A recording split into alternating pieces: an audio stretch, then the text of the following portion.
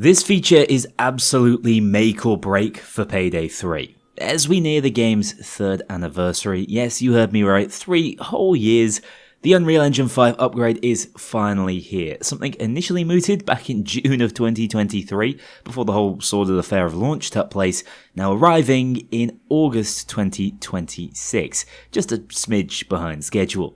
That's a massive oversimplification, of course. The story of this one runs much deeper, with the planned upgrade likely scrapped back in 2024, and only returning to Almir's nebulous table after the new management team led by AK took charge and shifted the focus back to Payday.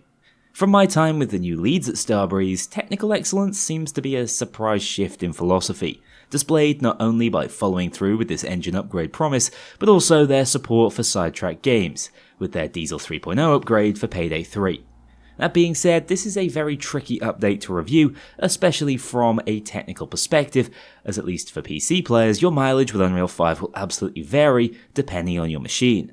My understanding is that console players don't have much to worry about, and at the very least this was a technically competent implementation of the engine, but that doesn't mean some players won't run into problems, which is of course the well understood gamble of taking this on. But let's start with the outright positives. The game, at least the partner branch I was able to test, is now less than 40 gigabytes, down from over 80 gigs in the past. The space-saving glow-up Payday 2 just received, without which I might not have had room on my PC to put together a 2.5 hour video recently. Anecdotally, I've also found the game to be a little bit faster through the menus and loading into heist. According to Robin, Starbreeze's technical director, it should also assist with update workflow and hopefully make the process of keeping Payday 3 a more active live service easier.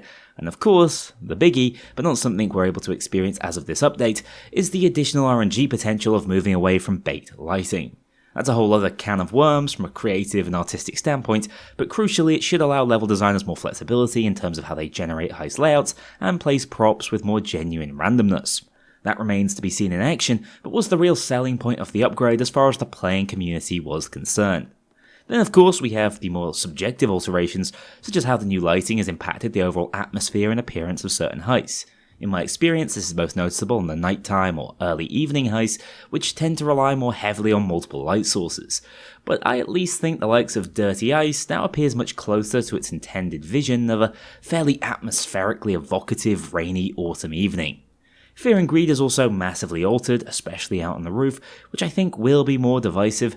On one hand, the gloomier aesthetic makes the fog separating the roofs far less inexplicable, but on the other, I think the bright exterior of Fear and Greed offered a nice change of pace to the mechanical gloom of the Wall Street interior.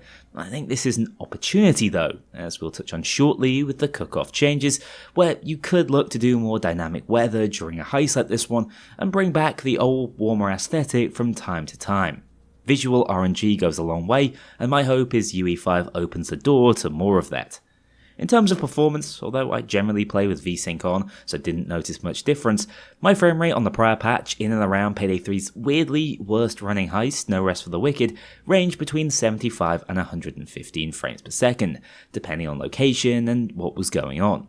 Here in Unreal 5, I'm looking to get somewhere between 95 and 130, seldom dipping below 100 FPS on my 3080 whilst recording, which is more than good enough for me, and is of course an upgrade in performance, which is in line with the dev's assertion that performance on newer mid to high end cards, such as mine, will generally be superior on Unreal 5, so great news for me, but far from conclusive from a community perspective.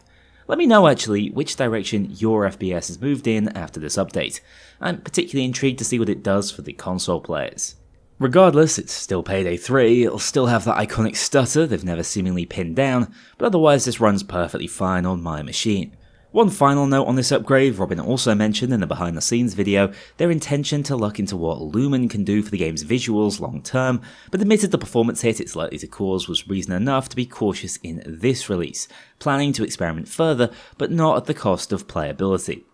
We'll see where this goes, but fundamentally, for better or for worse, at least as of today's update, Unreal Engine 5 isn't doing a whole lot for the game on the surface, although I don't say that to diminish the obvious effort that's gone into getting this working. The truth of it is though, with this being the flagship announcement of the August patch, most people in the community are much more interested to talk about what's coming in September, but I haven't finished here quite yet. The next largest addition already in the game is the cook-off rework, I mean, to call it that seems a bit of a stretch. The intention of this one was to clean it up and add a few features which now make more sense, but maybe didn't back when the heist first released. The obvious one is the visuals. More accurately, Cook-Off is now just taking place earlier in the day and looks absolutely glorious as a result.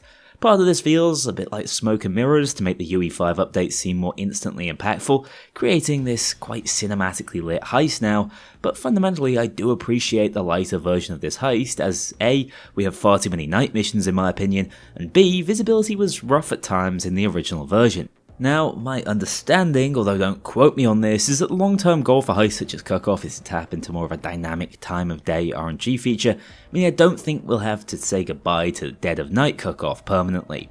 Like I mentioned earlier, I think they can get a lot of mileage out of a day, night and weather system for this game, and if UE5 facilitates that, it's just another reason why the Switch should be celebrated. The major mechanical addition to Cook-Off though is of course the return of endless cooking, and with how much smoother and faster the cooking process is in Payday 3, that's undoubtedly a good thing for you lunatics who love spending 2 hours on a single heist. I'm not sure it's going to up my playtime on this one, but I can still see certain types of players appreciating the removal of a limitation that always felt quite arbitrary. Lastly, Paul mentioned substantial bug squashing on this one, which is a relief as since launch it's been one of the most crushingly broken heists in the game. From overkill weapons crashing it, to Twitch leaving and never coming back, this one has always had its problems, so I appreciate the pass. That said, I'm pretty frustrated to have experienced a heist breaking issue on my very first attempt at a high bag run. On Bile's third pass with the chemicals, he decided to drop the bag entirely off the map, which looped there eternally.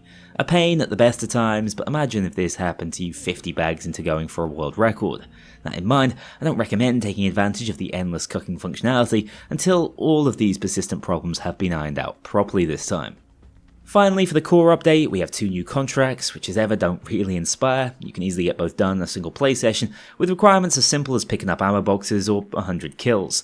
I like the idea of beating a heist without being downed, that's sort of reminiscent of a few Payday 2 challenges, but without a difficulty or playstyle requirement, even this one falls flat. I also think the narrative through lines of these contracts have been weakening, but I guess that's to be expected with no new heists or plot lines to really base them around.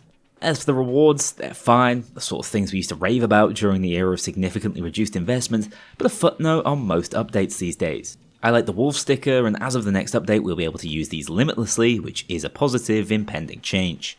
Speaking of impending changes, all DLC heists are now unlisted as of this update, which I assume means they're now all playable for free. Yelwonk, the so-called Payday challenge runner who just releases slop reaction videos as far as I can tell, made a video reacting to the announcements if you feel inclined to check that out for whatever reason. Of course, although they won't be added until the next update, there are 8 new masks and a weapon skin, which will be going out to players as compensation depending on how many of these heists you owned. They're generally pretty nice, although the whole situation is a little reminiscent of the completely overkill pack if you ask me. My unfiltered take on this one is that Starbreeze are in a proper rock and a hard place situation here. I appreciate the need to compensate customers who've paid to support the game, but they can't compensate us too significantly or they'll both be gating newer or non-heist owning players out of important content. A decent idea I've heard mooted was to run a flash sale after this announcement, but even that feels a bit slimy and would preclude players picking up the game after August. I think they were damned either way and have seen complaints on both sides of the ownership aisle evidencing that. Here's where I come from though. I own all the heists in the game twice over, and I've paid for each one out of pocket rather than taking free codes, so I have a little skin in the game. I believe that taking the heist free to play is the correct macro approach for this game and its community. I was always against splitting up the relatively small player base through these paywalls and championed Payday 2's totally free-form approach to accessing unowned heists via online play. The current leadership team have long looked to move away from the model operated in years 1 and 2 of paid DLC heists. It's worth bearing in mind that this was never their monetization decision in the first place, so isn't the backtrack it looks like on paper. And doing it as soon as possible was also important, because that's almost certainly one of the driving factors of the game not receiving a new heist since January, as the change in business model has likely been known for a while, and time needed to pass before this looked like a rug pull. That said, I support losing my paid privilege to these heists, and would support it even if entirely uncompensated. That's just how important I think it is for the game's future longevity, and I can appreciate I still got to play those heists during that window of paid ownership. Fundamentally, nothing is being taken away from me, it's only being given to others. And part of me feels like being angry about this is a bit like being angry at the idea of free higher education just because you had to pay for it.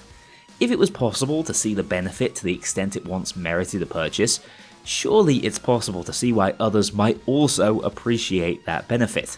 So I'm doing everything in my power to not be frustrated at someone else's gain, especially since I've lost nothing for it. Unless exclusivity was its own prize, in which case there's plenty of time to look inwards as to why you're playing this co-op shooter in the first place.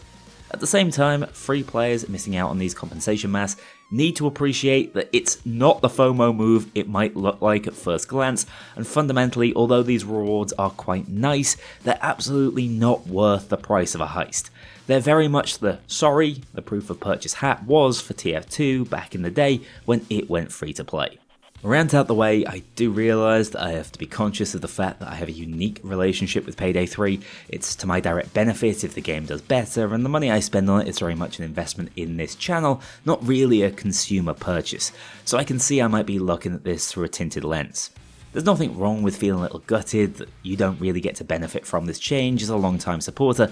I just feel like with a forward-looking view, the new Crime Bomb monetization formula, which has a hell of a lot in common with Helldivers 2, seems to be superior, especially when you bear in mind all future heists will also be free for all.